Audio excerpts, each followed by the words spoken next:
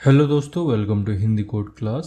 पिछले लेक्चर में हमने जैक्सन कस्टमाइजेशन को समझा था। साथ में ये भी देखा था कि जो जावा 8 में न्यू टाइप इंट्रोड्यूस हुए थे, लाइक जावा डेट टाइम या लोकल डेट टाइम आप जिसको बोलते हो, तो इनको जेसन फॉर्मेट में कैसे कन्वर्ट करते हैं, क्योंकि नॉर्मली ये जेसन में ऑटोमेटिकली कन्वर्ट नहीं होते हैं। मतलब मैंने बताया था कि इनकी वैल्यू जेसन में टाइम स्टैम्प में आती है, जो कि एक नंबर टाइप का होता है, जिसको पढ़ने से ये पता नहीं चलता कि कौन सा डेट, कितना टाइम आप लिख रहे हो, कितना टाइम यूज हो रहा है। तो इसके लिए आपको यहाँ पर जैक्सन कस्टमाइजेशन के थ्रू जेसन को बताना पड़ता है कि इसको किस तरह से कन्वर्ट करना है। तो ये सारी चीज़ें हमने सीखी थी, ठीक है। अब आज इसी कस्टमाइजेशन को हमें रेडिस के साथ इंटीग्रेट करना है। मतलब रेडिस को बताना होता है कि अब जो डेटा कैश में स्टोर होगा वो जेसन फॉर्मेट में स्टोर होगा, एंड उसमें भी नॉर्मल जेसन नहीं है। हमने जो बीन क्रिएट की, हमने जो सेटिंग दी है, इसके अकॉर्डिंग आपको जेसन फॉर्मेट में डेटा रखना है। तो ये सारी चीजें हमें जेसन को बताने के लिए एक और बीन की जरूरत पड़ती है। मतलब ये भी एक तरह से एक कॉन्फ़िगरेशन ही है जो रेडिस से रिलेटेड है, इसलिए यहाँ के लिए भी हमें एक बीन ही क्रिएट करनी पड़ेगी। तो जिस तरह से आपने ये बीन क्रिएट की है, इसी तरह से हम दूसरी बीन भी क्रिएट कर लेंगे, जिसके लिए आपको सबसे पहले एनोटेशन लगाना होता है बीन, देन डिफाइन करना होता है मेथड। अब इधर आपको पब्लिक तो लगाना नहीं, क्योंकि पब्लिक आप लगा भी देते हो तो ये वार्निंग देने लगता है। तो अगर आप वार्निंग नहीं चाह रहे हो तो आप यहाँ पर normal without public access modifier के मेथड को डिफाइन करना है। तो अगर पब्लिक आप हटा देते हो तो फिर नेक्स्ट क्या, तो नेक्स्ट आपको लिखना होता है रिटर्न टाइप। तो यहाँ पर जो रिटर्न टाइप यूज होता है वो कैश मैनेजर होता है। मतलब कैश से रिलेटेड जितनी भी कॉन्फ़िगरेशन करते हैं उसको कैश मैनेजर ही हैंडल करता है, कैश मैनेजर ही उस पूरी कॉन्फ़िगरेशन को रखता है। तो यहाँ पर जो रिटर्न टाइप होगा वो कैश मैनेजर होगा। तो यहाँ लिखिए कैश मैनेजर, ठीक है। तो यहाँ पर ये जो कैश मैनेजर है ये एक इंटरफेस है, ठीक है, एंड ये मैनेज करता है। इतना समझ में आ गया? मैनेज करता है मतलब ये कैश से रिलेटेड जितनी भी कॉन्फ़िगरेशन है उसको मैनेज करता है। तो अब यहाँ पर एक बहुत ही इंपॉर्टेंट क्वेश्चन आता है कि जो रेडिस सर्वर है वो एक अलग सॉफ्टवेयर है, एंड जो आपका एप्लीकेशन है वो एक अलग चीज़ है, ठीक है। एंड जब हम यहाँ पर बीन क्रिएट करते हैं, मतलब रेडिस सर्वर से रिलेटेड बीन क्रिएट करते हैं, मतलब रेडिस को बताने के लिए कि जो हम कस्टमाइजेशन यूज करना चाह रहे हैं, मतलब जितना भी हम कॉन्फ़िगरेशन दे रहे हैं वो एक्चुअली हम कस्टमाइजेशन के लिए ही तो दे रहे हैं। तो यहाँ पर क्वेश्चन आता है कि क्या यहाँ पर ये जो कैश मैनेजर है ये कोई उस सर्वर को रिक्वेस्ट भेजता है, जिससे पता चलता है रेडिस सर्वर को कि आप इस कस्टमाइजेशन के साथ डेटा को स्टोर करना चाह रहे हो या रिट्रीव करना चाह रहे हो।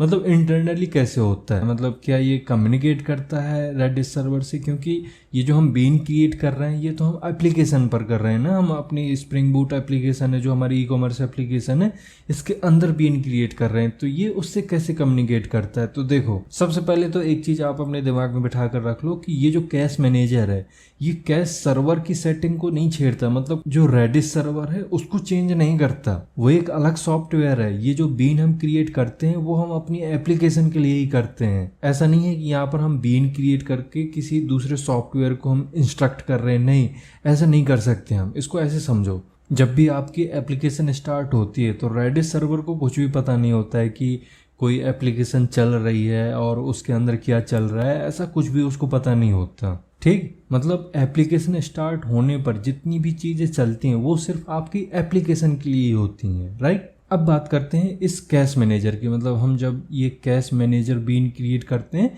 तो स्प्रिंग बूट एक ऑब्जेक्ट क्रिएट करता है, एंड उस ऑब्जेक्ट में एक्चुअली क्या होता है, जो फंक्शनैलिटी था जेसन कस्टमाइजेशन से रिलेटेड उसको फिट कर देता है। मतलब उस ऑब्जेक्ट के अंदर जो आपने दूसरी बीन दी है उसको ऐड कर देगा। ऐड क्यों कर देगा? क्योंकि आपने बीन के अंदर उस तरह का कोड दिया होता है, ठीक है। अब ये सारी चीज़ें इंजेक्ट करने के बाद, मतलब जैसे आपने फंक्शनैलिटी दी हुई है, अभी तो हमने कुछ भी कोड नहीं लिखा है लेकिन अभी हम लिखेंगे। तो जब आप सारी चीज़ें कर देते हो तो उसके बाद ये जो मैनेजर होता है इसके पास एक रेडिस कनेक्शन फैक्ट्री होती है, जिसमें इसको रेडिस की डिटेल पता होती है। मतलब ये जो मैनेजर है ये अपने साथ रेडिस सर्वर का इंफॉर्मेशन लाइक आईपी, उसका पोर्ट, ये सारी चीज़ें भी इसी में ऐड कर देता है। मतलब ये जो ऑब्जेक्ट क्रिएट होगा इसमें क्या चीज़ हमें चेंज करनी है, क्या सेटिंग यूज करनी है, मतलब पूरी कॉन्फ़िगरेशन तो होती है, इसके साथ जो रेडिस की इंफॉर्मेशन है, मतलब रेडिस सर्वर का जो टेलीफोन समझ लीजिए, जिसमें आईपी पोर्ट मतलब इंसान कैसे कम्युनिकेट करता है मोबाइल के थ्रू, वैसे जब सॉफ्टवेयर टू सॉफ्टवेयर कनेक्ट करना होता है तो उनको जरूरत पड़ती है आईपी एंड पोर्ट की। तो इस मैनेजर को रेडिस सर्वर का आईपी एंड पोर्ट भी पता होता है, जिसको वो इसी मैनेजर के अंदर मतलब इसी ऑब्जेक्ट के अंदर ऐड कर देता है। ठीक है, अब इस स्टेज में भी रेडिस सर्वर को कुछ नहीं पता होता है कि मेरा पोर्ट, मेरा आईपी कहीं पे यूज हो रहा है या कोई ऑब्जेक्ट क्रिएट हो रहा है, कोई मैनेजर क्रिएट हो रहा है, ऐसा कुछ भी पता नहीं होता उसे। ठीक है, अब इसके बाद स्प्रिंग देखता है कि आपके सर्विस में मतलब सर्विस मेथड के ऊपर एनोटेशन लगा हुआ है एट कैसेबल। तो जैसे स्प्रिंग को ये मिलता है, ये सीधा जाएगा कैश मैनेजर के पास एंड कैश मैनेजर कॉल होती है। कैश मैनेजर के अंदर जो भी हमने कस्टमाइजेशन, जेसन कस्टमाइजेशन का जो फंक्शनैलिटी लगा रखा है, मतलब फंक्शनैलिटी कुछ नहीं है, जो ये बीन बनाया है इसी को हम कॉल कर रहे हैं। तो कैश मैनेजर इस फंक्शनैलिटी को कॉल कर देगा एंड बोलेगा कि जो भी रिक्वेस्ट आई है, जैसे स्टूडेंट ऑब्जेक्ट मिला है तो स्टूडेंट ऑब्जेक्ट को जेसन बाइट में कन्वर्ट कर दो। एंड जेसन बाइट में ऐसे कन्वर्ट नहीं करना है आपको, जेसन बाइट में उस तरह से कन्वर्ट करना है जैसे कि हमने यहाँ पर बीन डिफाइन की है। मतलब यहाँ आपको फ्लो समझ में आ रहा है। यहाँ सबसे पहले स्प्रिंग कैश मैनेजर के पास जाता है, मतलब पहले तो उसको कैसेबल देखता है, स्प्रिंग को कैसेबल देखता है। कैसेबल जैसे उसे देखा तो वो कैश मैनेजर के पास गया, मतलब कैश मैनेजर कॉल हुआ एंड कैश मैनेजर के अंदर की फंक्शनैलिटी चली। अब कैश मैनेजर के अंदर हमने लिख रखा है बहुत सारा कोड जिसमें हमने इस बीन को भी कॉल कर रखा है। तो जैसे ही वो लाइन एग्जीक्यूट होती है तो इसके अंदर की चीज़ें कॉल हो जाएंगी, मतलब इसके अंदर की फंक्शनैलिटी चलेगी। एंड इसके अंदर हमने बता रखा है कि ऑब्जेक्ट को कैसे कन्वर्ट करना है जेसन में। एंड अगर ऑब्जेक्ट में डेट टाइम टाइप का कुछ भी डेटा है तो उसको कैसे कन्वर्ट करना है, ये सारी चीज़ें हमने इसमें बता रखी। तो इसके अकॉर्डिंग आपका ऑब्जेक्ट जेसन बाइट में कन्वर्ट हो जाएगा। ठीक है, इसके बाद यही कैश मैनेजर रेडिस के साथ जो नेटवर्क पाइपलाइन होती है उसके थ्रू उससे कनेक्ट करता है एंड रेडिस को एक स्टैंडर्ड कमांड भेजता है, जिसके बाद रेडिस उस कमांड को देखता है क्या कमांड आई है एंड उसके अकॉर्डिंग वो काम करता है। मतलब हम यहाँ पर रेडिस सर्वर को कस्टमाइज नहीं कर रहे हैं किसी भी कॉन्फ़िगरेशन के थ्रू, किसी भी बीन के थ्रू। हम यहाँ पर अपने एप्लीकेशन को ही कस्टमाइज कर रहे हैं। मतलब जो भी ऑब्जेक्ट टू जेसन कन्वर्जन हो रहा है, जितनी भी चीज़ें हो रही हैं, वो सिर्फ हम अपने एप्लीकेशन में ही कर रहे हैं। एंड रेडिस सर्वर को तो बाइट ही जा रहा है। अगर हम यहाँ पर जेसन में भी कन्वर्ट कर रहे हैं तो रेडिस सर्वर को जेसन बाइट में ही डेटा जा रहा है। जो उसको डेटा स्टोर करना है वो बाइट में ही करना है। जेसन ने अपना नेचर चेंज नहीं किया है, हमने एक्चुअली अपने एप्लीकेशन के अंदर चीज़ें चेंज की हैं जिससे कि जेसन को जो रिक्वेस्ट है वो जेसन बाइट में जा सके। बट रेडिस में जो कैश डेटा स्टोर होगा वो बाइट में ही होगा, क्योंकि एट द एंड रेडिस को जो भी हम डेटा दे रहे हैं वो बाइट में ही दे रहे हैं। ठीक है, अब ये बीन का जो भी कॉन्सेप्ट है, जो भी ये कैश मैनेजर कॉन्सेप्ट है, ये आपको क्लियर हुआ होगा। एंड अगर अभी भी कुछ डाउट है तो आप मुझे कमेंट के थ्रू पूछ सकते हैं। अब हम इसमें आगे बढ़ते हैं। तो अब ये जो मेथड है इसको दो चीज़ें चाहिए होती हैं, एक तो रेडिस कनेक्शन फैक्ट्री हो गया जो कि अभी मैंने बताया आपको, एंड दूसरा चीज़ हो गया जेसन के साथ काम करने के लिए जो इम्पोर्टेंट क्लास है ऑब्जेक्ट मैपर, उसका यूज करना पड़ेगा। तो सबसे पहले इसमें देंगे रेडिस कनेक्शन फैक्ट्री, इसका नाम देंगे कनेक्शन फैक्ट्री। ठीक है, एंड दूसरी चीज़ ऑब्जेक्ट मैपर देना है, तो ऑब्जेक्ट मैपर एंड इसका नाम दीजिए ऑब्जेक्ट मैपर। अब यहाँ पर सबसे पहले आपको एक ऑब्जेक्ट चाहिए होता है। कौन सा ऑब्जेक्ट चाहिए होता है? तो यहाँ पर सीरियलाइजेशन ऑब्जेक्ट चाहिए होता है। सीरियलाइजेशन मतलब जिसके थ्रू आप ऑब्जेक्ट को बाइट में कन्वर्ट करते हो, तो ये सीरियलाइजेशन हो गया। तो सीरियलाइजेशन ऑब्जेक्ट चाहिए होता है एंड उसी सीरियलाइजेशन ऑब्जेक्ट के थ्रू ही आप बाकी की कस्टमाइजेशन कर पाओगे। मतलब अगर आपको कुछ भी कस्टमाइजेशन करना है सीरियलाइजेशन से रिलेटेड तो आपको एक सीरियलाइजेशन का ऑब्जेक्ट चाहिए होता है। ठीक है, तो थोड़ा सा क्लास आपको ध्यान से देखना है क्योंकि क्लास का नाम थोड़ा सा यहाँ पर बड़ा है। तो देखो, आपको लिखना है generic Jackson to JSON Redis serializer. ठीक, इसका नाम दे देंगे हम सीरियलाइजर। एंड ऑब्जेक्ट बनाने के लिए न्यू जेनरिक, फिर से वही लिखना है आपको, generic Jackson to JSON Redis serializer, ठीक है। लेकिन यहाँ पर आपको नॉर्मल सीरियलाइजेशन नहीं चाहिए, मतलब जैसे ये सीरियलाइजर काम करता है वैसा नहीं चाहिए, आपको एक कस्टमाइज सीरियलाइजर चाहिए। मतलब अब आपको जावा बाइट में कन्वर्ट नहीं करना है जावा ऑब्जेक्ट को, अब आपको कन्वर्ट करना है जेसन बाइट में। इसके लिए जो हमने ऑब्जेक्ट मैपर लिया था उसी का यहाँ पर यूज कर लेंगे, तो ऑब्जेक्ट मैपर, ठीक। इसके बाद हमें चाहिए इसकी डिफ़ॉल्ट कॉन्फ़िगरेशन, मतलब जो डिफ़ॉल्ट कॉन्फ़िगरेशन है उसको लेकर आना पड़ेगा, जिसको हम बाद में चेंज करेंगे अपने हिसाब से। तो यहाँ लिखिए रेडिस कैश कॉन्फ़िगरेशन, इसका नाम दीजिए डिफ़ॉल्ट कॉन्फ़िग, ठीक है।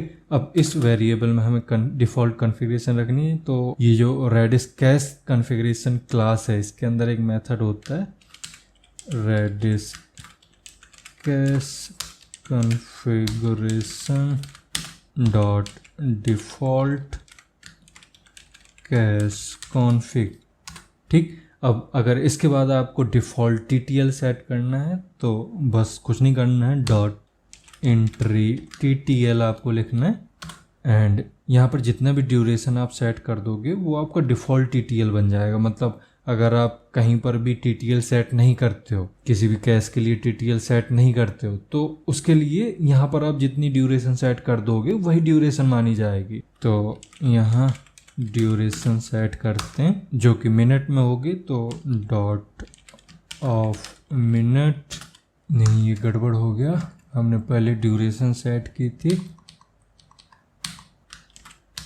Duration dot of minute and इधर आप कुछ भी अपने कैश के लिए TTL सेट कर सकते हो। मैं यहाँ 30 मिनट कर देता हूँ, इससे जब हम इस फंक्शनलिटी को टेस्ट करेंगे तो कोई भी प्रॉब्लम नहीं आएगी। मतलब ऐसा नहीं होगा कि जल्दी जल्दी हमारा कैश एक्सपायर हो रहा है तो हमें फिर टेस्ट करने में प्रॉब्लम होगी, इस वजह से यहाँ पर मैंने 30 कर दिया। एंड आप जिस भी रियल प्रोजेक्ट पर काम कर रहे हो तो उसके अकॉर्डिंग, मतलब रिक्वायरमेंट के अकॉर्डिंग आपको यहाँ पर डिफ़ॉल्ट कैश TTL सेट करना है, ठीक है। इसी तरह से आप ऑल भी डिफ़ॉल्ट बिहेवियर सेट कर सकते हो। एंड मान लीजिए आप चाहते हो कि आपका कुछ भी डेटा नल स्टोर ना हो रेडिस में, मतलब ऐसा ना हो कि डेटाबेस में कोई डेटा नहीं मिलता, मतलब किसी भी की से रिलेटेड डेटा नहीं मिलता, मतलब आईडी से रिलेटेड डेटा नहीं मिलता, या कुछ भी मान लीजिए जो भी डेटा से चीज़ें रेडिस में स्टोर होनी है, अगर वो चीज़ डेटाबेस में नहीं मिलती तो डेटाबेस उस केस में क्या करेगा, नल रिटर्न करेगा। अब अगर रेडिस को नल रिटर्न होता है तो रेडिस में अगर आप यहाँ पर कुछ भी नहीं देते हो तो रेडिस में जाकर नल ही स्टोर हो जाएगा। तो अगर आप चाह रहे हो कि फालतू में रेडिस नल स्टोर न करे, मतलब जो भी नल वैल्यू है वो कैश में ना जाए, तो इसके लिए आप यहाँ पर एक सेटिंग दे सकते हो, मतलब एक डिसेबल कैशिंग वैल्यू करके एक मेथड होता है उसका यूज कर सकते हो। तो यहाँ नीचे कर दूंगा मैं, मतलब इसको हटाते हैं एंड नीचे आएंगे डॉट, एंड यहाँ पर ये वैल्यू नहीं आ रही है। इसका रीज़न ये है कि यहाँ पर एक और स्मॉल ब्रेसेस होना चाहिए। अब आप नेक्स्ट मेथड का यूज कर सकते हो, तो dot disable cache null value, and इसमें आपको कुछ पास नहीं करना होता है, बस इस मेथड को आप जैसे कॉल करते हो तो इससे डेटाबेस जब भी नल वैल्यू रिटर्न करेगा एंड वो चीज़ रेडिस में जाएगी तो वहाँ पर वो वैल्यू कैश में स्टोर नहीं होगी इस मेथड की वजह से, ठीक है। इसके बाद आप इसमें प्रीफिक्स भी यूज कर सकते हो, तो dot prefix cash name with, and ये सारे प्रोडक्ट सर्विस से रिलेटेड कैश होंगे, इस वजह से यहाँ पर लिख दीजिए प्रोडक्ट सर्विस, देन कॉमा कर दीजिए क्लोज। तो ये क्या करेगा, रेडिस में जितनी भी की क्रिएट होंगी, मतलब मैंने बताया था कि रेडिस में जो डेटा होता है वो की एंड वैल्यू पेयर में होता है, तो जितनी भी की होंगी उसके आगे ये एक प्रीफिक्स ऐड कर देगा, जिससे प्रोडक्शन लेवल पर अगर हम चेक कर रहे हैं कैश को तो हमें इजीली समझ में आ जाएगा कि कौन सा कैश किस सर्विस से रिलेटेड है, ठीक है। अब इसके बाद आपको बताना होता है कि ये रेडिस किस तरह का सीरियलाइजेशन यूज करेगा। मतलब हमने यहाँ पर सीरियलाइजेशन ऑब्जेक्ट बना लिया, लेकिन इसको हमें डिफ़ॉल्ट कॉन्फ़िगरेशन में सेट करना पड़ेगा। तो फिर से यहाँ नीचे आएंगे डॉट सीरियलाइज वैल्यू विथ अब यहाँ पर आप डायरेक्ट उस ऑब्जेक्ट को पास नहीं कर सकते, यहाँ पर सीरियलाइजर जो ऑब्जेक्ट है जो अभी आपने बनाया है यहाँ पर, इसको किसी कॉन्टेक्स्ट के अंदर रखना होता है। मतलब एक रेडिस सीरियलाइजर कॉन्टेक्स्ट होता है, उसके अंदर पेयर के फॉर्म में रखा जाता है। तो इधर लिखिए Redis serialization context dot serialization pair, and इसमें यूज कर लेंगे डॉट फ्रॉम सीरियलाइजर। अब इस सीरियलाइजर के अंदर आपको उस ऑब्जेक्ट को पास करना है जो आपने यहाँ पर निकाला है। तो इसी को कर लेते हैं कॉपी, एंड इधर सीरियलाइजर के अंदर मतलब फ्रॉम सीरियलाइजर के अंदर इसको कर देना है पेस्ट। ठीक है, तो इस तरह से आपको ये सीरियलाइजर ऑब्जेक्ट सेट करना होता है। ठीक है, अब ये तो होगी डिफ़ॉल्ट चीज़ है, लेकिन हमें अलग अलग कैश के लिए अलग अलग चीज़ें भी सेट करनी पड़ सकती हैं। लाइक अगर आप प्रोडक्ट पेज को कैश में रखना चाह रहे हो तो उसका टीटीएल अलग हो सकता है, एंड अगर आप कैटेगरी को रखना चाह रहे हो तो कैटेगरी का टीटीएल अलग हो सकता है। तो इस तरह से जितनी भी चीज़ें आप यूज कर रहे हो अपनी माइक्रो सर्विस के अंदर, एंड इस माइक्रो सर्विस के अंदर आपको पता है कि प्रोडक्ट है एंड कैटेगरी है, इसके साथ ही पेजेस भी हैं, फिल्टर्स भी है, सर्च भी है, बहुत सारी चीज़ें आपने लगा रखी हैं। एंड अगर आप चाहते हो कि उनके लिए अलग अलग टीटीएल सेट रहे तो सबके लिए अलग अलग चीज़ें देनी पड़ती हैं। तो अब सारे कैश को रखने के लिए आपको एक मैप की ज़रूरत पड़ती है। तो हम एक मैप क्रिएट कर लेंगे, एंड इसमें जो की होगी वो स्ट्रिंग होगी, देन जो वैल्यू होगी वो रेडिस कैश कॉन्फ़िगरेशन, एंड इसका नाम देंगे हम cash configurations new hash map. ठीक है, अब जितने भी आपको अलग अलग कैश रखने हैं इसी के अंदर आप सबको पुट करते जाओगे। तो सबसे पहले प्रोडक्ट कैश रखते हैं, तो लिखेंगे कैश कॉन्फ़िगरेशंस डॉट पुट, इसमें की जगह हमें स्ट्रिंग देनी है, तो स्ट्रिंग में लिखिए प्रोडक्ट कैश, एंड वैल्यू में हमें पूरा डिफ़ॉल्ट कॉन्फ़िग नहीं देना। डिफ़ॉल्ट कॉन्फ़िग में तो टीटीएल 30 सेकेंड मतलब 30 मिनट का हमने सेट किया है, लेकिन हमें इसमें चेंज करना है। तो इसी डिफ़ॉल्ट कॉन्फ़िग में डॉट एंट्री टीटीएल मैंने आपको बताया था उसी के यूज करेंगे, एंड इसमें सेट करिए ड्यूरेशन डॉट ऑफ मिनट।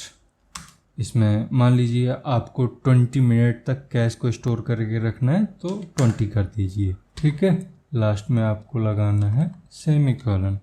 इसी तरह से मान लीजिए आपको कैटेगरी के लिए भी सेट करना है, तो कैश कॉन्फ़िगरेशंस डॉट पुट, इसमें की में लिखिए कैटेगरी कैश।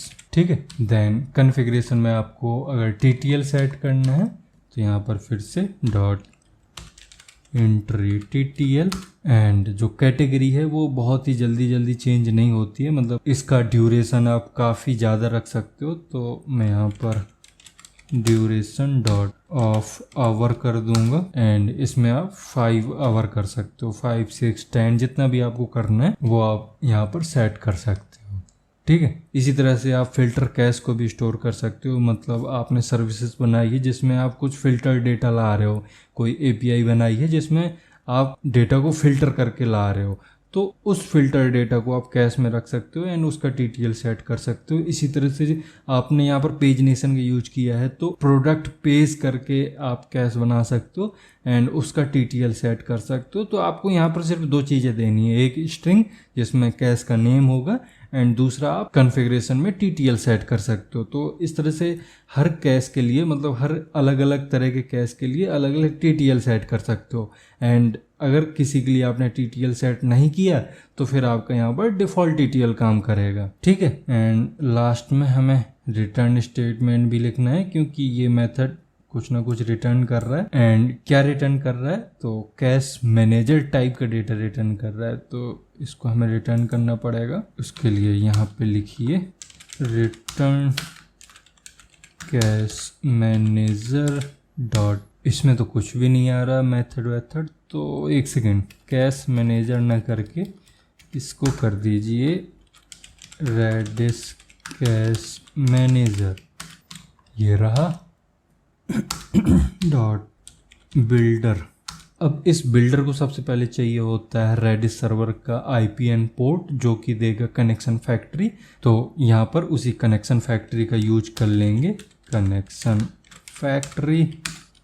एंड इसके साथ हमने यहाँ पर जितनी भी डिफ़ॉल्ट कॉन्फ़िगरेशन दी है एंड कस्टम कॉन्फ़िगरेशन दी है वो सब कुछ ऐड करनी पड़ेगी। तो यहाँ लिखिए डॉट कैश डिफ़ॉल्ट एंड इसमें पास कर देंगे डिफ़ॉल्ट कॉन्फ़िग। मतलब इसके थ्रू आप मैनेजर को बता रहे हो कि अगर किसी कैश को डिफ़ाइन नहीं किया गया है, कैश को अलग से सेट नहीं किया गया है एंड अगर रन टाइम पर वो कैश आता है, मतलब ऐसी रिक्वेस्ट आती है, तो उसके लिए जो डिफ़ॉल्ट TTL है, जो डिफ़ॉल्ट सेटिंग है, उसका यूज करना है। अब हमने जो यहाँ पर मैप बनाया है उसको भी हमें ऐड करना पड़ेगा। मतलब जो हमने मल्टीपल कैश सेट किए हैं, डिफ़ॉल्ट कैश की बात नहीं कर रहा हूँ, जो मैप के अंदर सेट किए हैं, तो उनको भी यहाँ पर देना पड़ेगा, जिसके लिए फिर से डॉट लगाएंगे। यहाँ नीचे आके मैं डॉट लगाता हूँ with initial cash configuration and इसमें पास हो गया कैश कॉन्फ़िगरेशंस। अब इसके बाद एक बहुत ही इंपॉर्टेंट सेटिंग होती है यहाँ पर, मतलब इधर आप डेटा कंसिस्टेंसी भी दे सकते हो कैश मैनेजर को। इसमें आप बता सकते हो कि अगर 100% डेटा सेव हो चुका है डेटाबेस में तभी यहाँ पर डेटा स्टोर हो, मतलब कैश में डेटा स्टोर हो। एंड अगर रिक्वेस्ट फेल हो जाती है, डेटाबेस में डेटा सेव नहीं होता है या रोल बैक होता है, कुछ भी ऐसा होता है, तो यहाँ पर डेटा सेव ना हो। तो इस चीज़ को मेंटेन करने के लिए, मैनेज करने के लिए एक मेथड होता है ट्रांजैक्शन अवेयर करके, तो उसी का यहाँ पर यूज कर लेंगे डॉट ट्रांजैक्शन अवेयर। ठीक है। एंड अब सब चीज़ें यहाँ पर आपने सेट कर दी, तो लास्ट में आपको पता ही है क्या करना है, यहाँ लगाइए डॉट बिल्ड। तो इस तरह से आपको ये सारी चीज़ें कर लेनी है। इसको करिए सेव। अब इस लाइन में जो प्रॉब्लम आ रही है, यहाँ आपको एरर दिख रही होगी, तो ये एरर इस वजह से आ रही है क्योंकि यहाँ पर आपने सेमीकोलन नहीं लगाया होगा। तो जैसे आप इधर सेमीकोलन लगा देते हो ये प्रॉब्लम चली जाएगी। तो इस तरह से किसी भी एप्लीकेशन में, मतलब जहाँ पर भी आपको रेडिस को कॉन्फ़िगर करना हो, तो इस तरह से आप सिंपल कैश मैनेजर का यूज करके एंड यहाँ पर अपने हिसाब से सेटिंग देके अपनी रिक्वायरमेंट फुलफिल कर सकते हो। मतलब जिस तरह का भी आपको TTL सेट करना है या और भी चीज़ें जैसे सेट करनी है, वो आप इसी कैश मैनेजर के अंदर ही देते हो एंड इसी तरह की बीन क्रिएट करके ही देते हो। तो अब ये आपको बढ़िया समझ में आ गया होगा। एंड अगर अभी भी इसमें कुछ भी डाउट है तो आप मुझे कमेंट के थ्रू पूछ सकते हो। एंड अब इसके आगे का डेवलपमेंट हम नेक्स्ट लेक्चर में देखेंगे। तो मिलते हैं नेक्स्ट लेक्चर में। Thank you.